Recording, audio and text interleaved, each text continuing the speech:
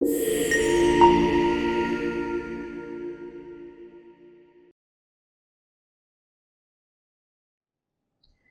mother of a 4-year-old, I sometimes watch cartoons with my kids.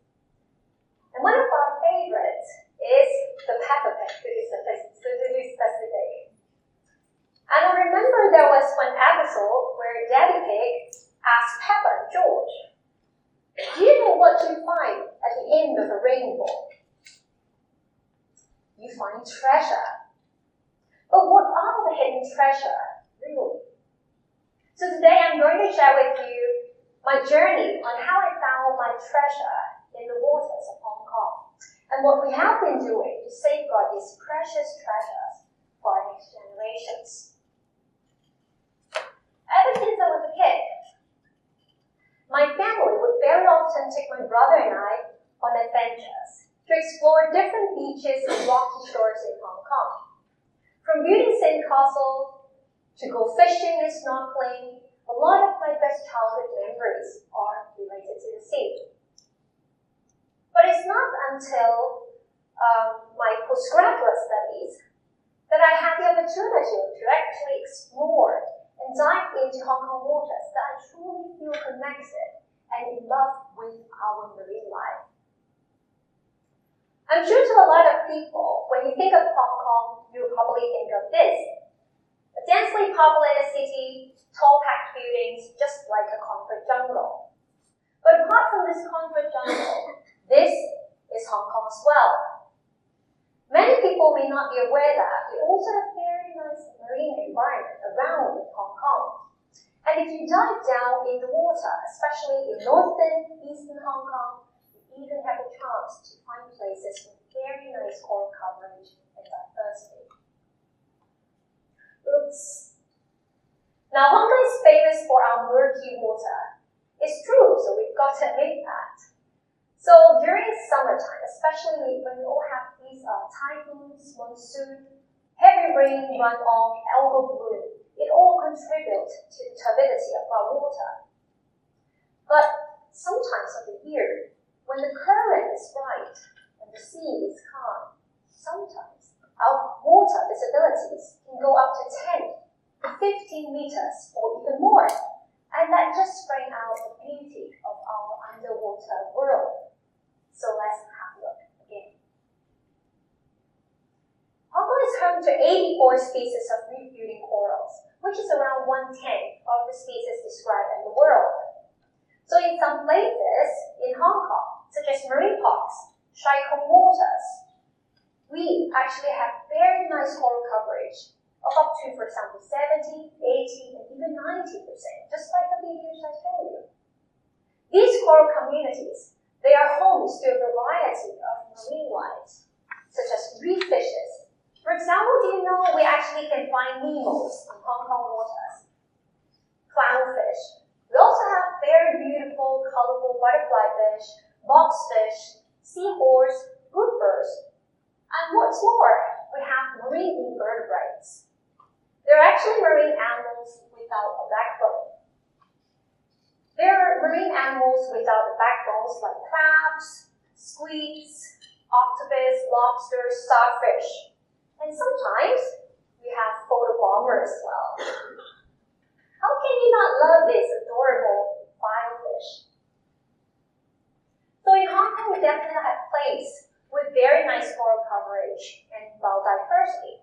And at the same time, we also have places where they're used to support high coral coverage and diversity, but not anymore.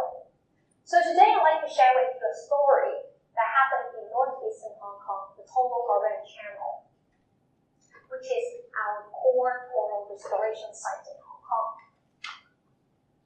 Back in 1980, Bush Reef and North Reef, the two islands along Togo Channel, there has been record of very high coral coverage to up to 70–80%. But what happened was actually due to anthropogenic stressors. We are talking about untreated sewage, livestock, industrial waste. The whole coral habitat was destroyed in just a few years' time. And this was described as the first Hong Kong marine ecological disaster. Hong Kong government took immediate action and implement this Total Harbour Action Plan. It was a 10 years initiative trying to reverse the deterioration of water quality in Total Harbour. After more than a decade of efforts, it works. After these cumulative efforts, our water quality significantly improved. Now, the next question is, with the cost of degradation being properly managed, will the corals come back naturally? Unfortunately, the reality is that even after the improved water quality, the corals just never come back. Never return, even 20 years later.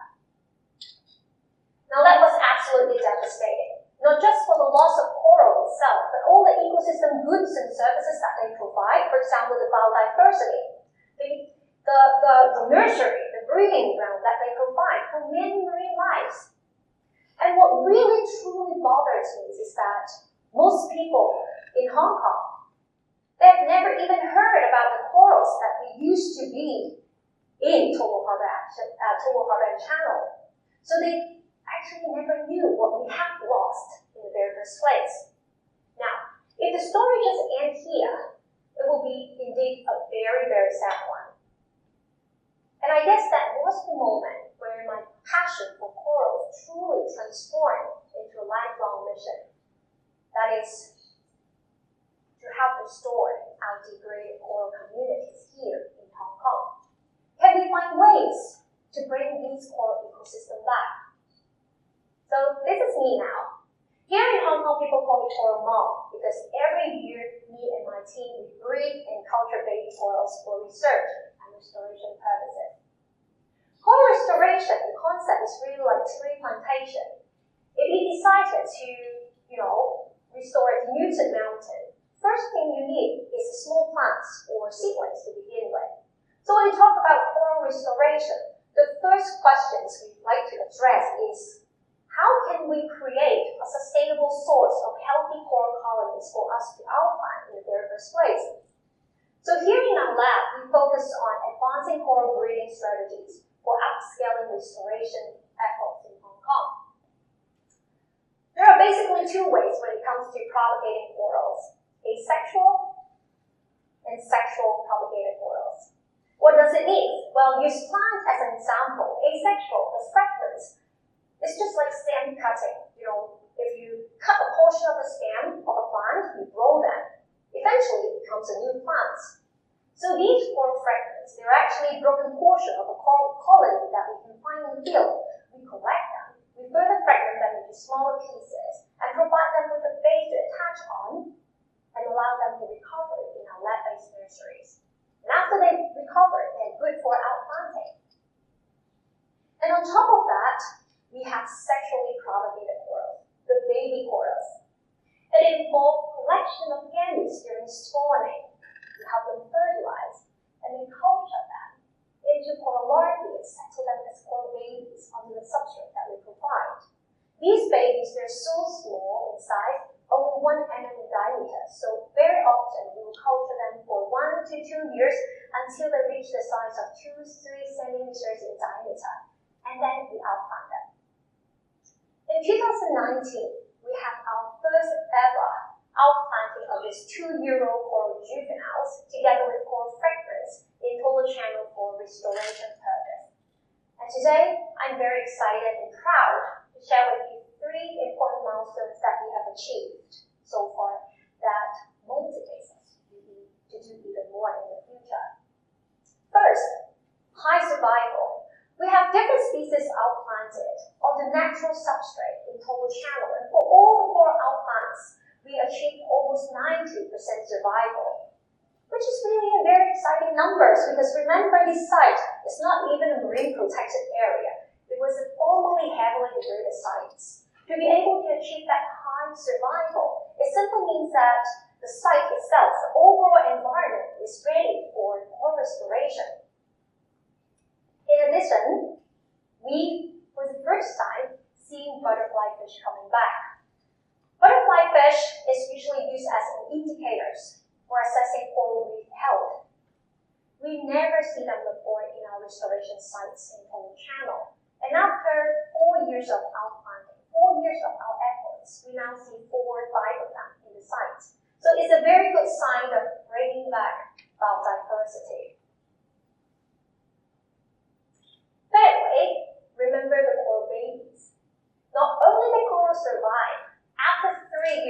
the baby turns 5 years old, they become parents.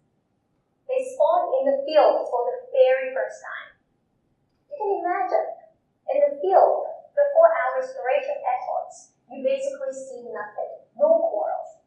But after our outplanting, you see corals and you see them thriving in the water. It's absolutely amazing. So when these corals spawn, we collect their gametes back to the lab. We help them fertilize and culture them. So right now, this one, this cute little babies, is already our second generation's coral babies. So now what we need to do is to scale up our restoration efforts. As an educator, we recognize the importance of education in environmental conservation. So Coral Academy is a university-based outreach program that I launched back in 2018 with an aim to raise community awareness, connecting people with our marine environment, and inspire action in marine conservation. So over the years, we are very grateful to receive tremendous support from the government, the local NGOs, and green groups to have launched some very cool programs trying to engage everyone together in our journey of coral conservation.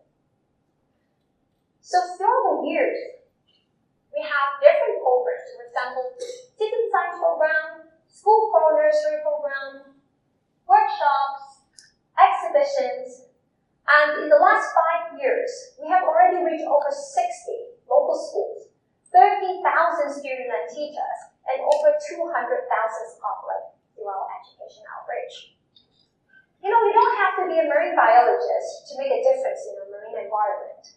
Each and every one of us has the power to contribute, no matter how small our action may seem. It's the combined impact of all these efforts that truly matters.